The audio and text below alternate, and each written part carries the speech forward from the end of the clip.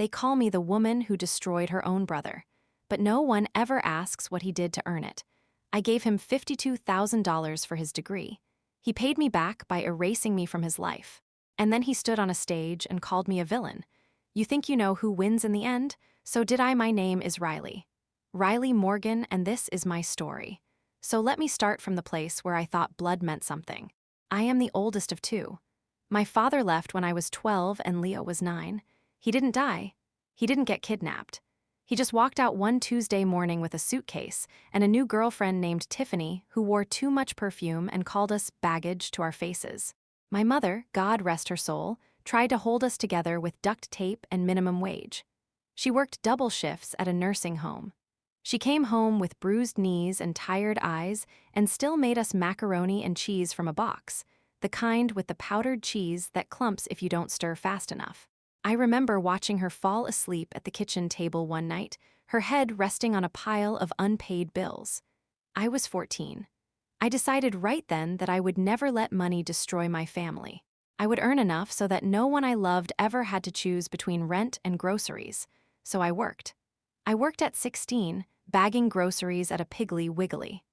I worked at 18, waiting tables at a diner where the cook called me sweetheart and the customers left pennies as tips. I worked through community college, then transferred to a state university on a partial scholarship that covered half my tuition. The other half came from me sleeping 4 hours a night and eating ramen so often that my hair started thinning. But I didn't complain, because Leo was smart.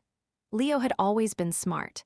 He was the kind of kid who read encyclopedias for fun, who corrected teachers, who scored in the 99th percentile on every test they put in front of him. Everyone said he was going to be something: a doctor, a lawyer, an engineer, something that would make the Morgan name mean more than a broken home and a father who ran off with a woman named Tiffany. When Leo got accepted to a private engineering program with a $40,000 annual tuition, my mother cried. Not happy tears, the other kind. The kind that come from knowing you've already given everything and it still isn't enough. I was 22 by then. I had just landed my first real job as a junior financial analyst at a mid-sized firm in Chicago. It paid $52,000 a year. That felt like a fortune to me. I rented a tiny studio apartment with a window that faced a brick wall, but I didn't care. I had health insurance. I had a $401,000. I had a future. And I had Leo. He called me one night late. I could hear the shake in his voice. He said, "Riley, I don't know what to do. Mom can't consign another loan. Her credit is wrecked." And Dad said he'd help, but only if I drop out and work for his friend's roofing company. I knew what my father meant. He meant control. He wanted Leo to need him, to be small and grateful and never forget who held the purse strings. Our father had done the same thing to me when I was 19, offered to pay for my last year of community college if I moved back home, and helped around the house, which was code for becoming an unpaid babysitter for Tiffany's kids. I had refused. I had worked harder instead. But Leo was younger. Leo still believed our father might change. I couldn't let him make that mistake. I said, "How much do you need for the first year?" He said, "I already have some scholarships. About $10,000 covered. But the rest, $30,000 for tuition plus living expenses, so maybe $45,000 total. $45,000. I did the math in my head. I had saved about $20,000 by living like a monk. I had another $10,000 in a mutual fund my grandmother left me. I had a credit card with a $15,000 limit. If I stretched, if I starved, if I worked weekends, I could make it happen. I said, "I'll pay for it." Silence. Then Leo started crying. Not sobbing, but that quiet, humiliated crying that happens when you've been holding fear inside for too long. He said, "Riley, I can't ask you to do that." "You didn't ask," I said. "I'm offering. You're my brother. We're family. And you're going to be an engineer, Leo. You're going to make 6 figures someday. You can pay me back then. Or don't. I don't care. Just go. Be amazing." He swore he would pay me back. He swore he would never forget what I did. He swore that one day, he would stand in front of the world and say that his sister Riley was the reason he made it. I believed him. The first transfer was for $20,000. I sent it directly to the university. The second was for $15,000 for his dorm and meal plan. The third was for another $15,000 for books, a laptop, and an emergency fund I insisted he have because I remembered what it felt like to have zero safety net. Over 3.5 years, I sent Leo $52,000. 52,000. That number lives in my bones now. I can break it down for you. 28,000 in cash from my savings, 12,000 from my grandmother's mutual fund, 10,000 from a personal loan I took out at 7% interest, and 2,000 from credit card advances that I paid off with late fees and sleepless nights. I worked 70-hour weeks. I stopped going out with friends. I wore shoes with holes in the soles. I told myself it was temporary. Leo was going to graduate. Leo was going to get a great job. And even if he never paid me back, I would have the satisfaction of knowing I changed his life. That's what family does. Family sacrifices. Leo graduated with honors. He got a job at a prestigious aerospace firm in Seattle, starting salary $95,000. He bought a nice apartment with floor-to-ceiling windows. He started dating a woman named Sasha who posted everything on Instagram. He looked happy. He looked successful. He looked like the kind of person who had never known hunger or fear or the cold weight of an unpaid bill. I was proud of him. I was so proud it hurt. We stayed in touch, but not as much as I wanted. He was busy. I understood. I had my own life by then. I had been promoted twice. I was making $80,000 a year. I had moved into a one-bedroom apartment with actual sunlight. I had started dating a sweet man named Derek who fixed my garbage disposal and never once complained about my habit of keeping the heat at 62 degrees to save money. I didn't ask Leo for repayment. Not once. I figured he would offer when he was ready. That's what I told myself. But 3 years passed, then 4. Leo bought a car. Leo took Sasha to Paris. Leo posted photos of himself holding champagne at a rooftop bar. And I kept waiting for him to say, "Riley, let me start paying you back." He never did. I didn't say anything because I didn't want to be that sister. The one who keeps score. The one who makes love into a transaction. I had given him that money freely. I had told him he didn't have to pay me back, and I meant it. Mostly. But there's a difference between not needing repayment and not wanting acknowledgement. I wanted him to remember. I wanted him to look at his degree on the wall and think, my sister made this possible. Instead, he acted like he had done it all himself. Like the $52,000 had fallen from the sky. Like I hadn't eaten peanut butter sandwiches for lunch for 3 straight years so he could have a meal plan. The first crack happened at a family dinner. Our mother was still alive then. She had cooked a ham and some instant mashed potatoes. It was just the 3 of us. Leo was home for Christmas. He spent most of the meal on his phone, texting Sasha about some party they were going to later. Mom asked him how work was going. He launched into a long story about a presentation he had given to the senior vice president. He used words like synergy and deliverables. He talked about his strategic vision. He talked about how his manager had called him a natural leader. I sat there with a forkful of ham and felt something cold settle in my stomach. Not jealousy, not resentment, something worse, something like invisibility. After dinner, I helped Mom with the dishes. She was quieter than usual. She said, "Leo's doing well, isn't he?" I said, "Yeah." "He is," she said. "You know, he told me the other day that he thinks his success comes from our father's genes. Said he got his math brain from the Morgan side." I dropped a plate into the sink. It didn't break, but it made a loud clatter. I said, "He said that?" Mom shrugged. She was tired. She was always tired. "He's young. He'll figure out who really helped him." But he didn't figure it out. He got worse. Over the next 2 years, Leo became someone I didn't recognize. He started calling himself a self-made man on LinkedIn. He gave a talk at his old high school about pulling yourself up by your bootstraps. He wrote an article for an industry newsletter titled, "How I Built My Career from Nothing." From nothing. He wrote that while wearing a watch that cost more than my first car. I wanted to say something. I typed out a dozen text messages and deleted everyone. I didn't want to be bitter. I didn't want to be the person who drags her brother down because she's jealous of his success. I told myself that his forgetting was a form of pain too. Maybe he was embarrassed. Maybe he felt guilty. Maybe he needed to rewrite his own story to live with himself. I made excuses for him because that's what I had always done. I was the older sister. My job was to protect him, even from himself. Then our mother got sick. It was pancreatic cancer. By the time they found it, it was stage 4.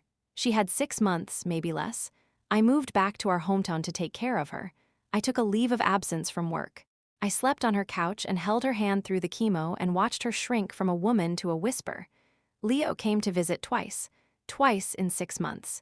Each time, he stayed for a weekend and spent most of it on his laptop, working remotely. He told Mom he would pay for a private nurse. He told her he would fly her to a specialist in Houston. He told her all the things rich people say when they want to feel helpful without actually being present. Mom died on a Tuesday. I was holding her hand. Leo was on a flight from Seattle, but he didn't make it in time. When he arrived, he cried. Real tears. I cried with him.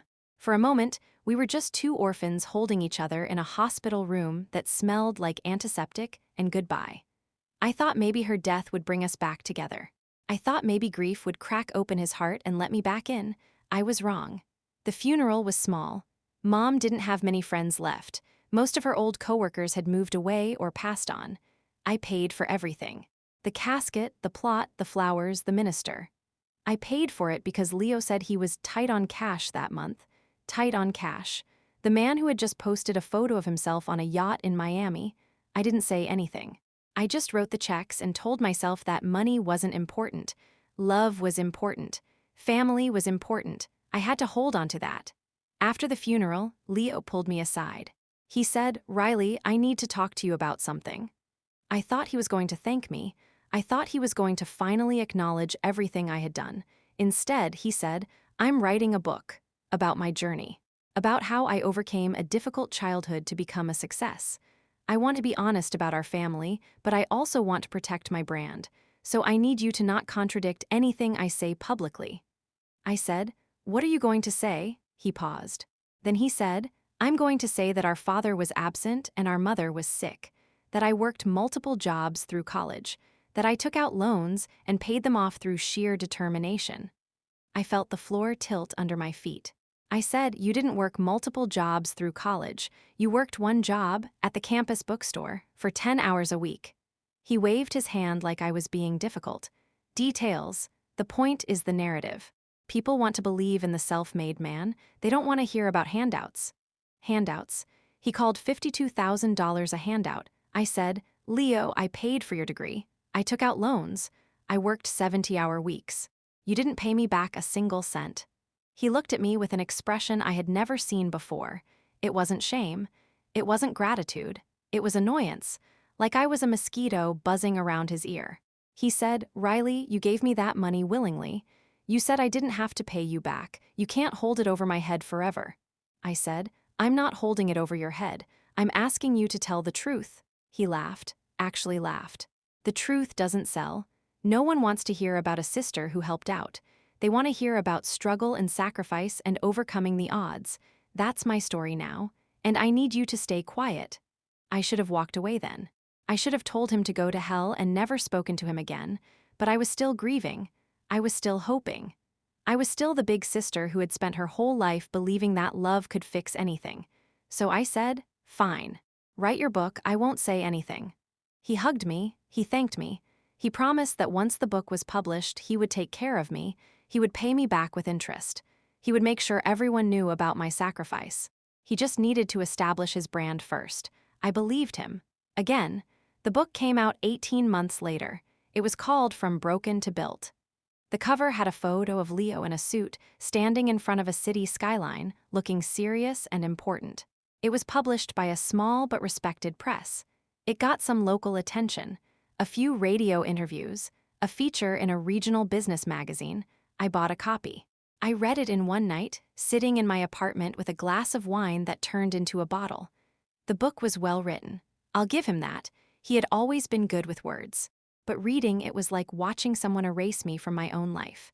He wrote about our childhood like this. My father left when I was young, and my mother was often ill, so I learned to be self-sufficient early. By the time I was 18, I had already learned that no one was coming to save me. I would have to save myself. He wrote about college like this. I funded my education through a combination of scholarships, grants, and work-study programs.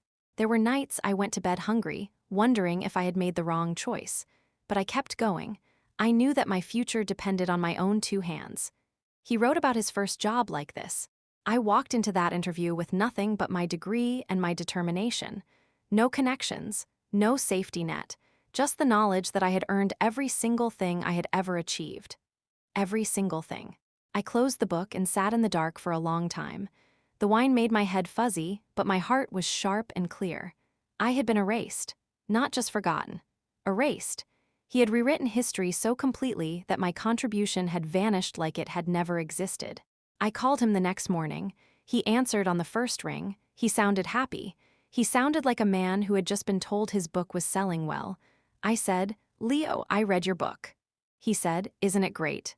The publisher is already talking about a second printing." I said, "You wrote that you funded your own education. You wrote that you went to bed hungry. You didn't mention me once." There was a pause. Then he said, "Riley, we talked about this. The book is about my journey, it's not a family history."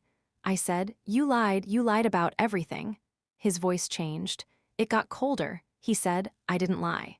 I just chose to focus on different aspects of my experience. And honestly, you need to let this go. You're starting to sound obsessed." Obsessed. He called me obsessed for wanting credit for the $52,000 I had bled for. I said, "I want you to pay me back." He laughed again, that same dismissive laugh. "You said I didn't have to. You said it was a gift. You can't just change your mind years later because you're jealous of my success." Jealous. He thought I was jealous. I said, "I'm not jealous, Leo. I'm hurt. There's a difference." He said, "Look, I have to go. I have a meeting with my publicist. We'll talk later." He hung up. We didn't talk later. We didn't talk for 3 months. I sent him a few texts. He left them on read. I called a few times. He let them go to voicemail. I was being iced out, and the worst part was that I still believed it was my fault. Maybe I was being too demanding. Maybe I should have been happy with his success without needing recognition. Maybe I was the problem. That's what gaslighting does. It makes you doubt your own memory, your own worth, your own right to be angry. The public betrayal came 6 weeks after that phone call. It came in the form of a speech Leo gave at a huge tech conference in Austin, Texas. The conference was called Innovate Tomorrow. It was one of those events where people in expensive sneakers talk about changing the world while standing in front of PowerPoint slides. Leo was a featured speaker. His talk was called The Myth of the Safety Net. I didn't know about it until the video started circulating online. A friend sent it to me with a message that said, Is your brother okay?" I clicked the link. The video was 3 minutes long. It had been clipped from a longer presentation. Leo was standing on a stage in a dark blue suit under dramatic lighting. The crowd was mostly young professionals, nodding along. He said, "Let me tell you something that might shock you. I grew up poor. My father abandoned us. My mother was sick. And for years, I was told that I needed a safety net, that I needed family to catch me if I fell." The audience was quiet. He paused for effect. He said, "But here's the truth. The people who claim to be your safety net are often the ones who want to hold you back. They give you something and then they expect you to be grateful forever. They want credit for your success. They want to control your narrative." My heart started beating faster. I knew where this was going, but I couldn't look away. He said, "I had a family member who offered to help me with college, and for years I felt indebted. I felt like I owed them something. Every time I achieved something, they wanted to take credit. Every time I made a decision, they wanted a say." He shook his head like he was sharing a painful memory. He said, "Eventually, I had to cut those strings. I had to realize that accepting help doesn't mean giving away your autonomy. And sometimes, the people who claim to love you the most are the ones who want to keep you small so they can feel big." The audience applauded. Someone whistled. Leo smiled, that same charming smile he had used his whole life to get what he wanted. He said, "So here's my advice to all of you. Don't let anyone make you feel guilty for your success. Don't let anyone tell you that you owe them. You built your life, you earned your place, and anyone who tries to take that from you doesn't deserve a seat at your table." End of clip.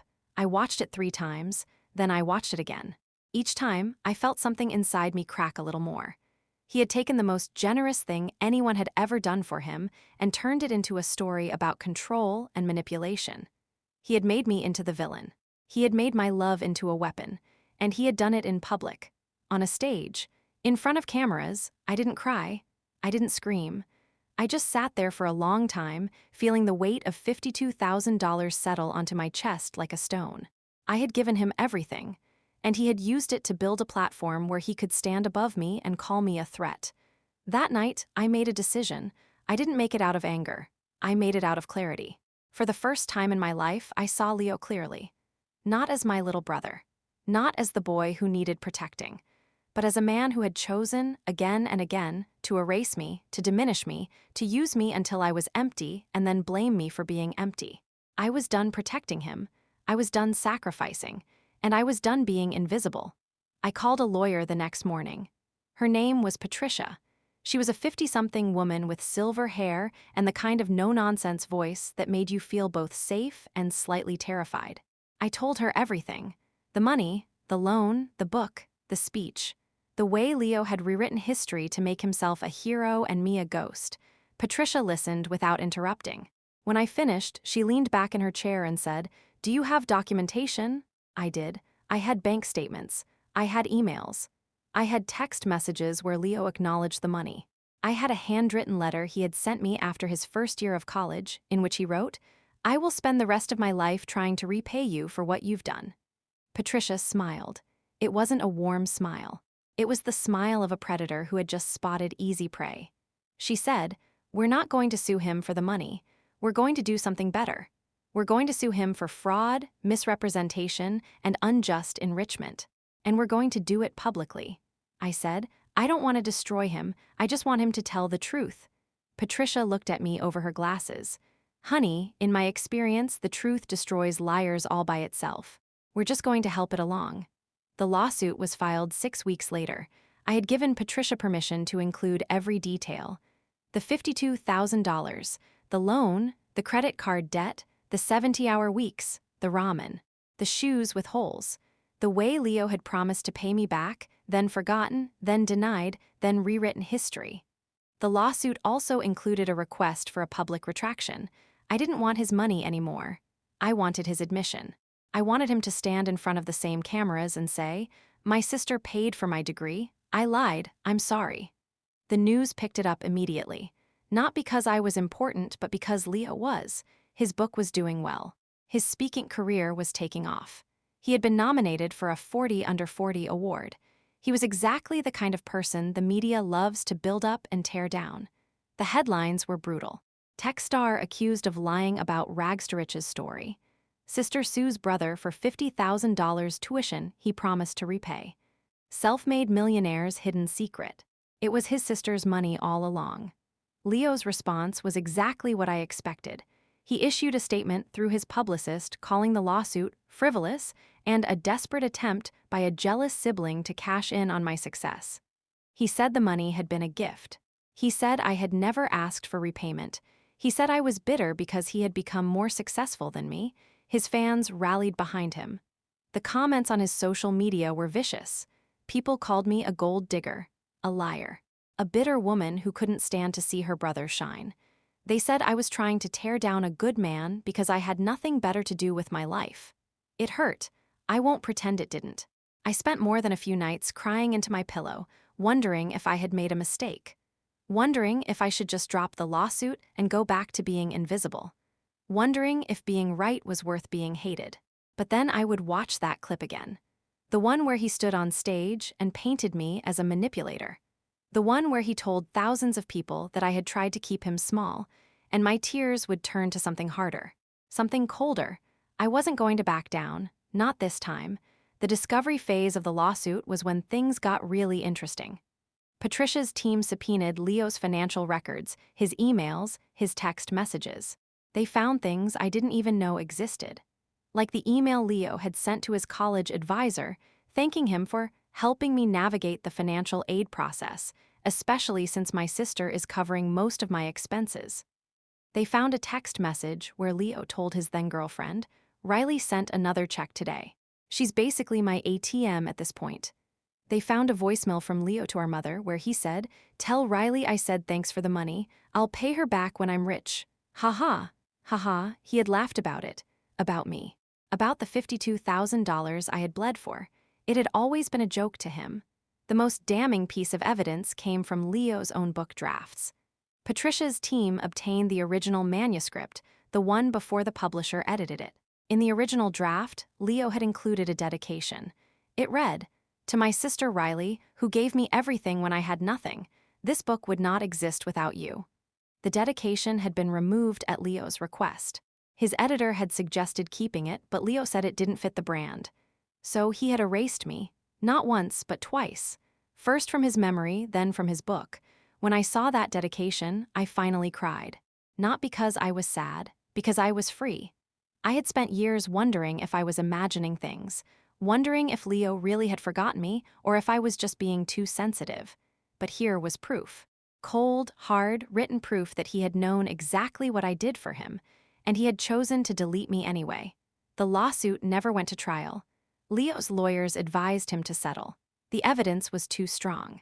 The emails, the texts, the voicemail, the original dedication. He couldn't spin his way out of it. But Leo didn't want to settle. Leo wanted to fight. He had built his entire identity on being a self-made man. Admitting that he had help would destroy the brand he had spent years cultivating. So he did something desperate. He called me. It was 2 a.m.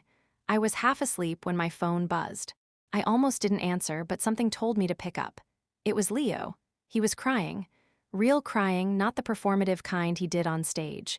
He said, "Riley, please drop the lawsuit. I'll do anything. I'll pay you back. I'll give you 100,000, 200,000, whatever you want." I said, "I don't want your money, Leo. I want you to tell the truth." He said, "I can't. You don't understand. Everything I have is built on this. My book, my speaking deals, my reputation. If I admit that I lied, I lose everything." I said, "Then you should have thought about that before you lied." He started begging. He reminded me of all the good times. He reminded me that we were family. He reminded me that our mother would have wanted us to get along. And that's when I felt it. The shift. The moment when love finally turned to something else. Something I had been avoiding for years. I said, "Mom would have wanted you to be honest. She would have wanted you to be grateful. She didn't raise you to be a liar." He went silent. Then he said, "If you do this, I will never forgive you. You will be dead to me. Do you understand?" "Dead," I said. "Leo, you made me dead to you a long time ago. I'm just finally accepting it." I hung up. I didn't cry. I didn't feel sad. I felt nothing. And that nothing was the most peaceful thing I had felt in years. Leo's lawyers finally forced him to settle. The terms were simple. He would pay me back the full $52,000, plus interest, totaling $68,000. He would issue a public statement acknowledging that I had paid for his college education. And he would donate $10,000 to a scholarship fund for first-generation college students in our mother's name. The statement was released on a Friday afternoon, timed to minimize media coverage. It read, "I want to acknowledge that my sister Riley provided significant financial support during my college years. I am grateful for her help, and I regret any statements I made that suggested otherwise." That was it. No apology, no explanation, just a grudging admission that I existed. But it was enough, or so I thought. The real destruction didn't come from the lawsuit. It came from everything that followed. Because once the truth was out, once the cracks in Leo's story became visible, the whole thing started to crumble. His publisher dropped him. They said his book's sales had underperformed after the controversy, but I think they just didn't want to be associated with a liar. His speaking engagements were canceled. The 40 Under 40 award was quietly rescinded. His employer, the aerospace firm, put him on administrative leave pending an internal investigation into his truthfulness and integrity. Leo fought back. He went on a podcast and claimed that I had manipulated the evidence. He said his emails had been taken out of context. He said I was part of a cancel culture that wanted to destroy successful men. He played the victim so hard that some people actually believed him, but not enough people. Not the right people. The final blow came from an unexpected source. Sasha, his girlfriend, left him. She posted a long statement on her Instagram, which had 50,000 followers. She wrote, "I believed Leo's story for years. I thought he was a self-made man who had overcome incredible odds. But after seeing the evidence from the lawsuit, I realized that I had been dating a fiction. He isn't the person he pretended to be. And I can't be with someone who lies to the world and to me." The post went viral. People started digging deeper. They found old interviews where Leo had contradicted himself. They found a high school teacher who remembered me coming to parent-teacher conferences because our mother was too sick. They found a former classmate who said, Leo never worked a real job in college. His sister paid for everything. The narrative had flipped. Leo wasn't a hero anymore. He was a fraud, and I wasn't a bitter sister. I was a victim who had finally fought back. But here's the part that no one tells you about revenge. It doesn't feel the way you think it will. It doesn't feel like victory. It feels like loss. Because destroying someone you love, even when they deserve it, means destroying the part of yourself that loved them. After the settlement, after Leo lost his job, after Sasha left him, after his book was pulled from shelves, I got a call from a mutual friend. She told me that Leo had been evicted from his fancy apartment. He was living in a studio in a bad part of Seattle. He had stopped answering his phone. He had stopped posting on social media. He had disappeared. I should have felt satisfied. I had gotten everything I wanted.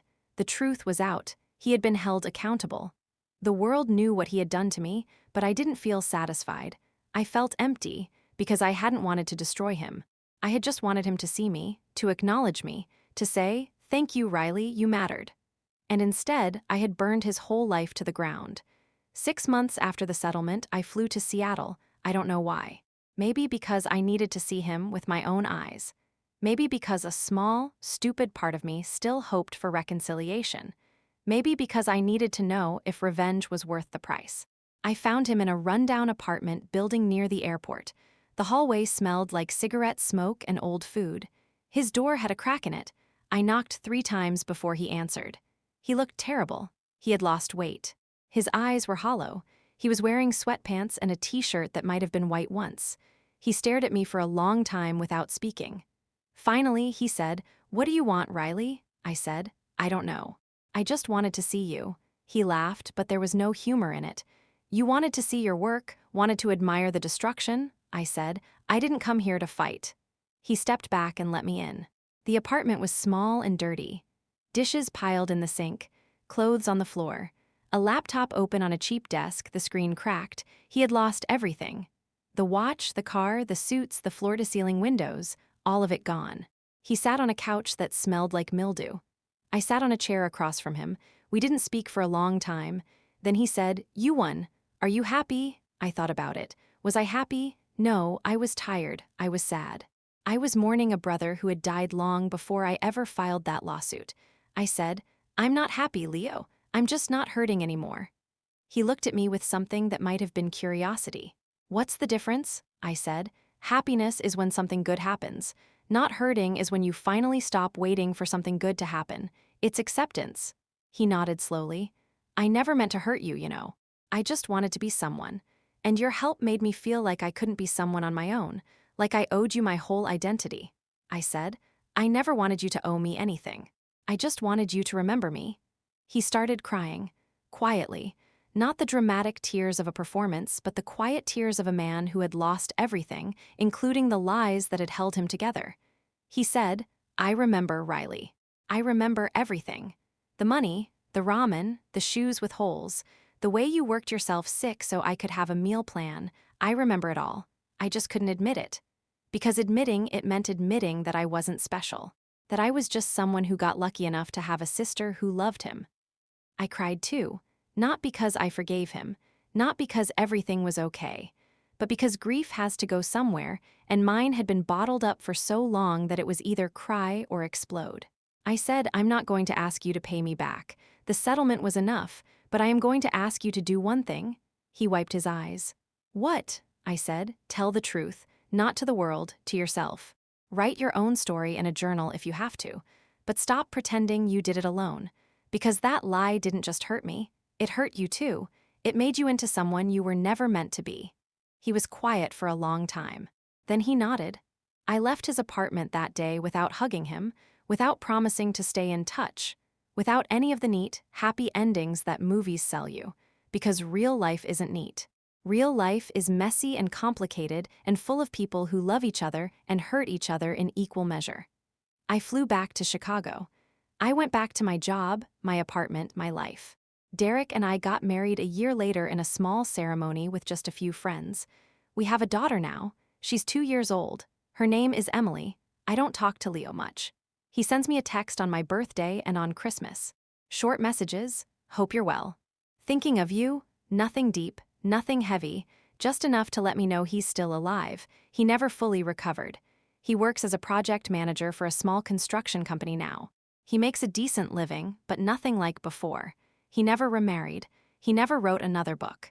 He faded into the kind of ordinary life that he had spent his whole 20s trying to escape. Sometimes I wonder if I went too far. If I should have just let him lie. If the cost of the truth was higher than the cost of my silence. But then I remember the way he stood on that stage and called me a manipulator. The way he erased me from his story. The way he made my love into a cage. And I know that I didn't destroy his future. He destroyed it himself. I just refused to let him use my bones as the foundation for his lies. They call me the woman who destroyed her own brother. And maybe that's true, but no one ever asks what he did to earn it. No one ever asks about the $52,000. No one ever asks about the ramen or the shoes or the 70-hour weeks. No one ever asks about what it feels like to give someone everything and have them pretend you never existed. So let me tell you, it feels like dying. And then it feels like being born again. And then it feels like nothing at all, which is the closest thing to peace that some of us will ever know. I loved my brother. I still love him in the way you love a scar. It's not a warm love. It's not a healing love. It's just a fact.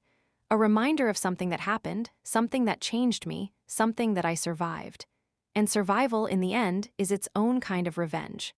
The last time I saw Leo in person was at our mother's grave. It was the 5-year anniversary of her death. I drove to the cemetery alone. When I got there, he was already standing by the headstone. He had put fresh flowers on the grave. Lilies, they had been her favorite. I walked up beside him. We stood in silence for a long time. The wind was cold. The sky was gray. It looked like it might snow. Finally, he said, "I've been thinking about what you said. About telling the truth to myself." I said, "And," he said, "I wrote it down. Everything, the money, the lies, the speech. The way I blamed you for my own shame. I wrote it all down in a notebook. It took me 3 months. And when I was done, I burned it." I turned to look at him. "Why would you burn it?" he said. "Because writing it was for me. Burning it was for me too. I don't need the world to know I'm sorry. I just need you to know." He turned to face me. His eyes were wet but not crying. He looked older than his years. The hollows under his eyes had become permanent. He said, "I'm sorry, Riley. I know it doesn't fix anything. I know I can't give you back the years or the money or the trust. But I am sorry for all of it." I believed him. Not because he had earned my trust, but because I had spent enough of my life not believing people. And sometimes believing is a gift you give yourself, not the other person. I said, "I know you are." We stood there a little longer. Then he nodded, turned, and walked away. He didn't look back. Neither did I. I stayed at the grave for another hour. I talked to Mom. I told her about Emily and Derek and my boring, wonderful life. I told her about the scholarship fund we had started in her name. I told her that I was okay. And I was. Not happy, not victorious, not broken, just okay.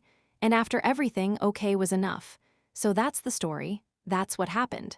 That's how I destroyed my brother's future by telling the truth he tried to bury. If you think I'm a monster, I understand. If you think I was justified, I understand that too. The truth is I'm both. I'm the loving sister who gave everything. And I'm the avenging woman who took it all back. But here's what I want you to remember. Revenge doesn't heal you. It doesn't make you whole. It just makes you even. And even isn't the same as happy. Even is just the moment when the scales stop tipping, when the weight on both sides is finally equal, and you can walk away without dragging the past behind you. I walked away, and I never looked back, except for tonight. Tonight, I'm writing this down for the same reason Leo burned his notebook, because some truths need to leave your body. Some stories need to be told so they stop living inside you. This is mine. I'm Riley Morgan. I paid $52,000 for a lesson I should have learned for free. Blood doesn't make you family. Love does, and love doesn't erase. Love remembers. I remember everything. Now you do too.